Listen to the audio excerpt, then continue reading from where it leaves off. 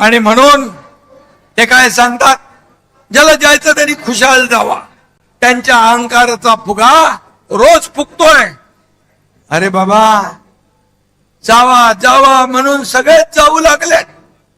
का जाऊ लागलेत? ह्याचं आत्मपरीक्षण करा, आत्मचिंतन करा. तुम्हाला शोलेतल्या आसरानीचा डायलॉग आठवतो ना, आधे इधर आओ आधे इधर जाओ, बाकी मेरे पीछे आओ. पीछे कौन हो? कोई नहीं है.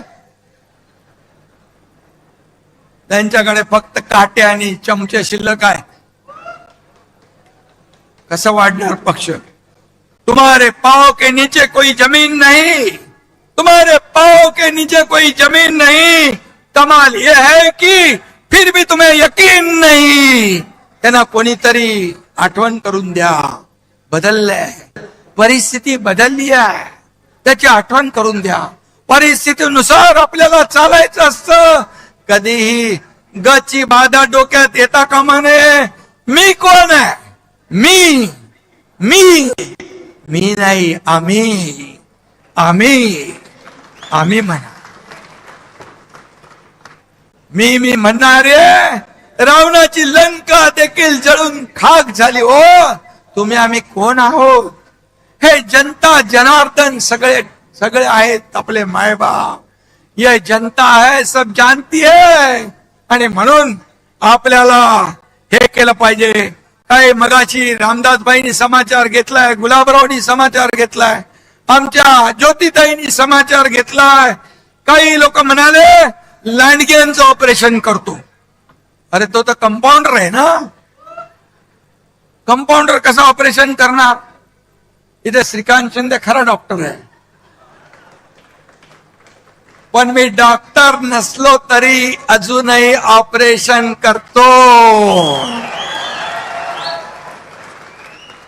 आणि ऑपरेशन करायला वाघाचं काळीज लागतं, लांडग्याचं नाही.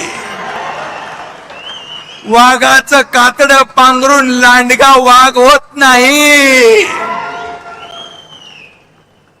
4 वर्षापूर्वी यात लांडग्यानी मला धमक्या दिल्या होत्या. मुंबईत तर यावंच लागेल, वरळीतून जावंच लागेल. अरे कुणाची काही जागीर आहे का मुंबई?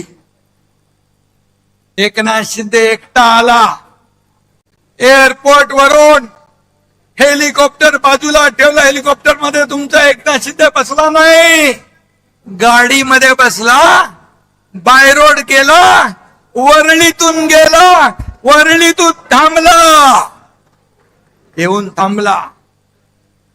तेव्हा जे धमक्या देणारे घरामध्ये ऑनलाईन बघत होते. मी काय आम्हाला चॅलेंज देणार? आता म्हणतात तुडवा. हिम्मत असेल तर समोर या. रामदासबाईंचं बोलले, तुडवायला हे शिवसैनिक तुमचे पाय जागेवर ठेवतील का? तुडवायला पाय लागतात.